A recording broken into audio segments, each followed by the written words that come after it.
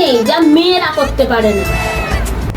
হ্যাঁ, পৃথিবীতে এমন অনেক কাজই আছে যেটা মেয়েরা পারে না, শুধু ছেলেরাই পারে। সেটা কি তুমি জানো?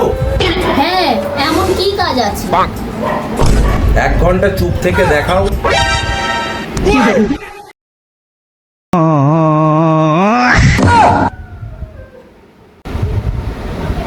ঠিক আছে, 1 ঘন্টা চুপ করেই দেখাবো।